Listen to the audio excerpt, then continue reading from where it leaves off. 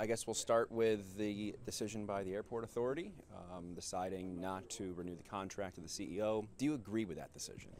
I'm not going to weigh in on that decision. It's a personnel issue between the board and the CEO.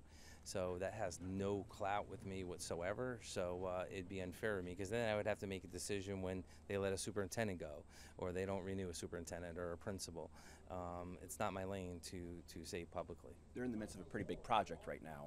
Does that concern you at all that the leadership could be changing in the middle of that? No, I mean, listen, it's just like this announcement I had today. You have extraordinary people. You have extraordinary people around you that are getting the work done. It's going to continue on, and it should be the same thing with anybody. You know that it's if leadership changes in any place, or well, you could say the same argument when you get a new mayor. When Kathy Sheen retires in a year and a half, and you get the next mayor, are they all these projects going on in the city or the county or wherever it may be? You got a great team around you. They continue to work on. I know that you have told the TU that you haven't been offered the job. Are you interested in the job? It's like the funniest thing, right? I was listening. I like to call that certain reporter Ralphie, right? And I'm like, the speculation. I worked out there with Lockheed Martin for 11 years. I worked in the private sector. I know everyone thinks I was always in government and in pension system, and it was one of the best jobs I've ever had. I loved working at the airport. It's a great place. The men and women there are dedicated. Yeah, I made a lot of friendships. It was a great career, but I decided to move on to pursue other things, to better my career. You know, I get offers all the time. They're flattering. Sometimes you get an offer in this position. I think people are just trying to get rid of you, or they offer you something, and if you leave office, they're like, oh no, that job's going. Don't worry about it. I've had crazy stuff, but I always look at it with my wife, and I look at the potential, and I look at what I'm worth on the outside. Sometimes when you sit there and you constantly get criticized over your pay, or they're digging into things, you kind of like look outside and go, I could literally leave this place, make $100,000 more, less headache, be home every night at 4 o'clock, no weekends, no holidays. This job's 7 days a week, 24 hours. It takes a toll on you. It takes a toll on my family. But I said that. I go, I'd be lying if I didn't say I don't look at anything that comes across my board. I do. But I love my job. I'm committed to the constituents of Albany County 100%. I got major projects we have accomplished. We got major projects that we're doing. We got the St. Rose Board. I'll be announcing later on today who our appointments are with Chairman Joanne Cunningham. We have the Central Warehouse. We have the LTAC property in Watervliet, which is the biggest blank canvas we've had in a long time. And I'm building a fire tower for paid departments for Albany, Watervliet, Grand, and Gahost, so the unions, in the first time in their history, have a facility. And that's just some of it. And I'm getting ready to drop my budget, which is going to be close to $1 billion this year, $1 billion. So if you take every budget in this county, put it together, it barely touches ours. And there's a lot of moving mechanisms. There's a lot of decisions I have to make. So that's what I'm focused on right now. And I do love the speculation. I'm actually flattered that they think that's what I'm doing. I just wish they would really look at all the good work that the men and women do in this county and all the good stuff we're doing, and not raising taxes for 11 years. And when I took over, we were paying we were borrowing $15 million a year to make payroll. We amortized $40 million in state retirement, and we had $20 million in reserves. We turned it around with hard work, working with the workers, working with the unions, working with other elected officials in the legislature, and it's a great story to tell. But it doesn't sell papers, and I just think that certain organization, loves me because I have had almost 21 stories in less than 3 months, from picking up a phone call from my, what happened with someone in my office, 7 stories, to supposedly lying to somebody when I said, hey, what I said at that day and point, I was truthful. Later on, I find out I didn't know all the facts, but based on what I said, that's not a lie. How's that a lie? 7, 8, actually that was 8 stories, and now this one. So it's like I should get stock in the TU Hearst Corporation because I must sell their papers. But no, it's flattering to hear all the people call me up. But the way that ran, I had officials. I'm president of County Executives of America at a national level. I'm on the board of directors for NACO, and I'm finishing out my presidency for NISAC. So I have people calling me all over the country saying, "Oh my God, you're going! Congratulations! Didn't know you're leaving." I'm like, I'm not going anywhere. And if anything, I'm having a fundraiser. This is a pick, September 16th. Yes, I'm in office and I'm running, getting ready for my next election because you always got to be ready. And I had people saying, "Oh yeah, they're canceling on my golf tournament." They all think I'm gone.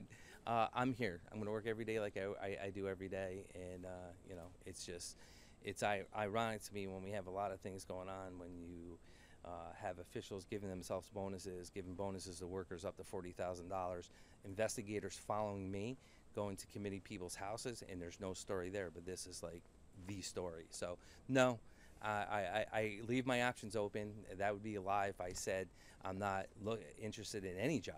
I'm always interested in a job. I go, you know, that's why I joked around and said I'm going to run for president of the United States. You know, people have asked me to run for Congress. People asked me to run for Senate. When some woman Fahey was running, Fahey was a better choice because she's there, you know. And it was flattering. And I did though. At one point, I was like, do I want to run for Senate?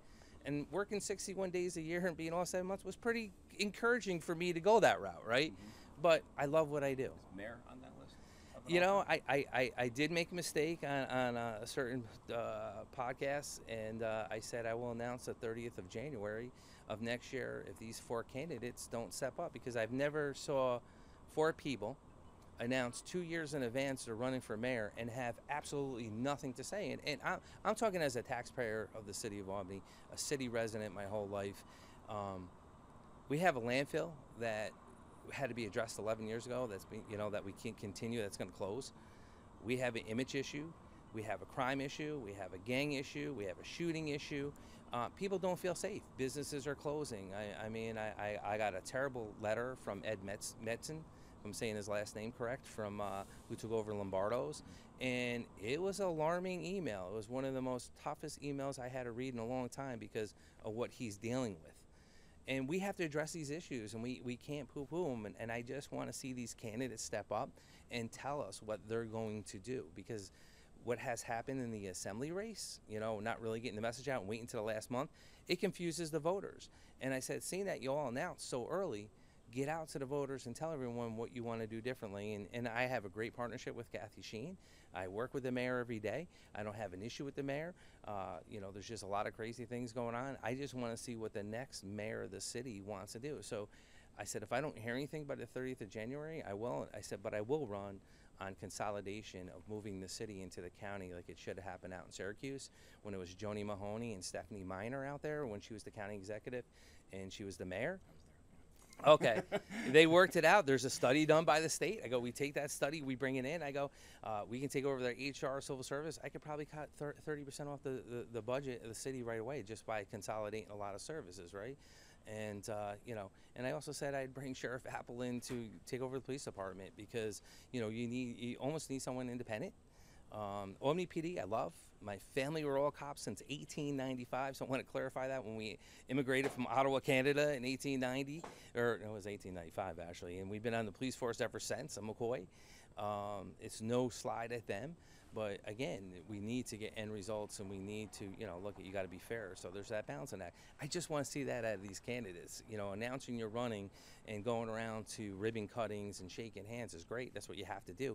But I want to see what their vision is for the city because we have a lot of tough issues in front of us. So yes, I'm hoping that they stand up and hear this, what I'm saying, and start getting out there and saying what they're doing. If not, then yeah, I'm actually looking to run for mayor. All of that withstanding, you mentioned some of the coverage, some of the pushback, not just maybe in the newspaper, maybe out other places, other offices. Yeah. All that frustration, would that push you to explore something else? You know, it gets to a point in someone's time, right? And I said this, I've calculated everything. You know, I'm a politician, right? That's what we do. And if you think I'm going to stand here and tell you that, you know, we don't calculate everything we're doing when we're running, that would be an outward lie. But what I miscalculated was my family. Because I was like, I had everything figured out. I'm like, oh, I got this angle, that angle. Was what my family goes through and the scrutiny they go through. And then, you know, seeing their dad on the news or saying, geez, Dad, you don't look that fat in person. You know, your forehead's awful oily, you know, stuff like that. But, I mean, the criticism you take day in and day out. It's taking a toll on my family. And again, when I'm walking out of the county building and people are punching out at 4 o'clock and they're like, I can't wait to go home. I'm like, I got to go to 3 political events. I got to go. Some nights I don't get home to 10, 11 o'clock at night, leaving anywhere from 7 in the morning to 8:30. I'm in the same suit. That's why someone was saying earlier, I'm just used to wearing it now till from 7 in the morning until 10 o'clock at night till I get home most of the time, or 11, or run around to different things. It's the life I chose, so I'm not belly aching or bitching. But every weekend I got something, Friday, Saturday, Sunday, Friday, Saturday, Sunday. People are like, oh, I can't wait for the holiday. And I'm like, and Veterans Day has been tough because I'm a combat vet. I've been in the service 35 years, and Veterans Day I always spent with my guys, right, that I went away with. We always get together. And since I've been in this office, I'm obligated to walk in the Veterans Parade. I got to do Honor Vet. Two of the hardest things I got to do. Doing an Honor Vet every month just brings too many emotions, but I chuckle through it. So there's a lot of things I do that I don't want to do. I want my own personal space. But as an elected official, you have to be out there. You got to be out there 100%. So yes, it's taken its toll on my family. It's taken its toll on me. And you know, I joke around with that certain paper, but it's like you sit there and you're like, you got all this other stuff going on, and I'm sorry you got friendships with the DA's people. And you don't want to write about what's in front of you, and you just focus on 7 stories line. It's a hit of 7s. You know, it gets aggravating. I just want my fair shake. I'm not saying I'm perfect. I just want my fair shake. And again, they can keep increasing it and going forward, and that's fine. I'm used to that pressure. It doesn't bother me. You know, but it's the reality of saying, hey, look, just give me a fair opportunity, a fair shake, and look at the good stuff we're doing. Look what we've been doing. You may not like me. You don't have to like me. You may think I'm a blue-collar guy that doesn't deserve to be here, and I didn't go to Ivy League college. But no one's even asked my background. I always laugh, and I'm like, okay, I spent 11 years there. I worked for Lockheed Martin. I ran a bank for a year. So, yes, I ran a bank, went through over $40 million in cash. But again, I just don't say it because, to me, I always say actions speak louder than words. So to the constituents I represent in this county, my actions are everything. It doesn't matter if I went to Harvard, Yale, or I'm a lawyer or I'm a doctor. They just want end results to make sure they're renting their services, we're giving them services, and we're doing it 100% the best way we can, improving them services, but keeping them the cost of it down. And that's what we did for 11 years in the partnerships I was talking about earlier with the controller's office, the clerk's office, the sheriff's office, working with the legislature. 11 years of not raising taxes, paying our bills. We haven't bonded in three years? 3 years we haven't bonded. I mean, all these great things we're doing, and again, working together. That's to me is my driving force. To re-image the county, and as we go with the St. Rose project, and yes, I'm selling mental health in the Board of Elections site. There's going to be a lot of exciting announcements that we got coming up that I haven't even put out yet. So there's just a lot of great stuff going on as we re-image ourselves in the county and move forward. I have one more. Yeah, go ahead. Just in terms of the reporting done by the Times Union, Yeah. You know, they have sources, they have people that they say they've spoken to. Yeah. I guess, is that completely their fault that they're printing these stories? Where are these leaks coming from? Is there a way to prevent that so that way this stuff doesn't happen and these stories don't run? It's small beneath, man. We all like our chitter chatter, right? And I guess it is what it is. I don't mind. You know what I mean? I get that, and I'm not faulting them for that. What I'm faulting is that there's all this other stuff going on. I'm like, okay, I get a story or two. 3 stories in less than 24 hours, and then another story, then another. It's okay. I know there'll be an editorial on Sunday. I know there'll be another article on Sunday. And I'm like, okay, I pointed out how the DA weaponized his office to come after me with investigators, intimidate committee people in Colony, the bonuses, and not one question from that same organization, right? Isn't that newsworthy, right? And then when you broke it, or Channel 6 broke the bonuses. But it's like they accuse me of playing politics and doing this. Okay, I'm not, right? Went through my audit, said it was a bombshell audit. It was a report that the old controller couldn't finish, and the new controller had to finish after spending $500,000 with a corruption firm and everything. That was a lot I went through, and holding that grand jury over my head. That was a lot of stuff I went through, personally, professionally, family-wise. But that's okay, you know. That's the job I signed up for. I'm not belly aching about one thing about it. But it's just like fair coverage. Just give me a fair shake. Treat me like everyone else. I'm okay. Yes, sir. And you would say you're 100% committed to finishing your term as county exec? I am. I've said that. The people elected me to a 4-year term. I'm halfway. I'm not. Well, not even halfway. I'm 6 months into it, right?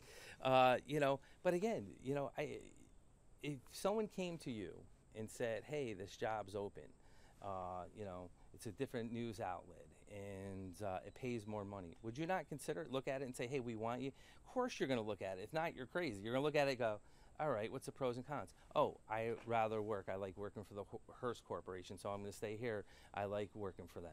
I have friends there. A lot of people stay at jobs because they have friends or they, connections. Not so much the pay. It's just because they enjoy going to work every day. You look at it. You'd be crazy not to. There's probably some people that never do, never care. Even when I was a firefighter, I always just looked around and seen what was going on. You're crazy not to look at different opportunities, right? And I've said that. I have opportunities that I could have been a county manager down in Florida. I turned it down.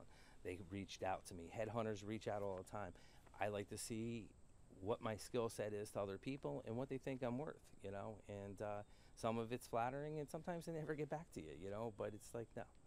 Do you think there ever would be a position that if you were to get an offer where you would say you would step away as county exec? I would, it's like a loaded question, and I was cracking up when Steve Hughes was asking me the same question. I'm like, how do you say, you can't, what happens if I go play the lotto and hit a lotto? You think I'm going to stay here? I'm gonna run so fast out of that office, you're going to say, what happened to that guy, right? Again, it's like the what if question. I don't live in the what if world. I only live into what I can control around me. And it's like a rhetorical question. Would I love to be a billionaire or millionaire? Yes.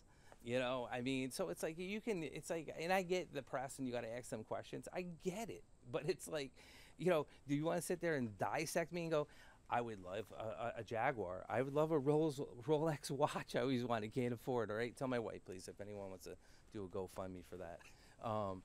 It's crazy. You can sit here and go here all day long. Do you think you should be held to a different standard as someone that's an elected official than someone who wins the lottery or someone like us? Fair question. Absolutely. I know what I signed up for. I've said that 1,000 times. I'm fair game all day long. I didn't care when Steve goes through my finances every year. It's a pain in my ass. It's a pain in my butt. Okay? And then you got to answer all these questions. And then I'm like, but then when I see a DA doesn't file for 3 years and no one says a word, right, and doesn't ask one question, a little blurb, or misspends $650,000, and I think that editorial said, he apologized, let's move on. Okay. If that was me or someone else, it'd be like McCoy needs to resign. You got your favorites, and that's okay. I'm a big boy. I got broad shoulders. Go to war, this is nothing for me, and I've been in a combat zone for over a year of my life. So walking through this every day, I'm a blessed man. I'm a blessed man when I walk in that building. And from a kid that came from 2nd Avenue in the city of Albany and was on welfare, I can assure you every day is a great day for me when I sit there and I smile and I enjoy my job 100%, looking at the workers and helping people with the services that I used to take as a kid when I used to go to the dental clinic that we run when the legislature tried to shut down. I'm like, no, I remember a kid getting my teeth fixed there and how important that is and how important our services are to the community. That's why I love being county executive. That's why I ran for county executive, and everyone assumed I was running for mayor. But if you really look at what the county does, the tentacles that we have, the services from speech, OT, to everything, that's what it's about. It's like really helping the community. And I do say to people that complain about their tax dollars going to this, I go, thank God you don't need these services. Thank God you don't need welfare or HEAP, or you don't need mental health for your child or for yourself, or you don't need this. But we have all them services, and it's great. What our probation department's done with people not reoffending, from Justice Success, first county to do help kids and adults get their driver's license. We run that GED program we're running, all this great stuff that we're doing, Project Growth, trying to get kids into trades and stuff like that, all changing kids and opportunities. That's what I enjoy every day. And I enjoy actually making sure that I don't raise taxes to the best of my ability, making sure that we have a budget that's on, our budget has to be on time. We have no choice. Putting our budget in and, making sure our reserves are where they need to be, or I got the controller yelling at me, or we're doing something, or how we're investing something. But that's the fun part of the job that I enjoy every day. So I do enjoy my job. You know what I mean? I do. And I like it. So, yeah, that's actually a fair, great question, and I've said that, and I'll say to the Times Union, yes, I'm fair game. I'm okay. I get it. Just treat me like everyone else. Who would you like to see take over? What kind of person? I don't know. I'm not even going to get into that.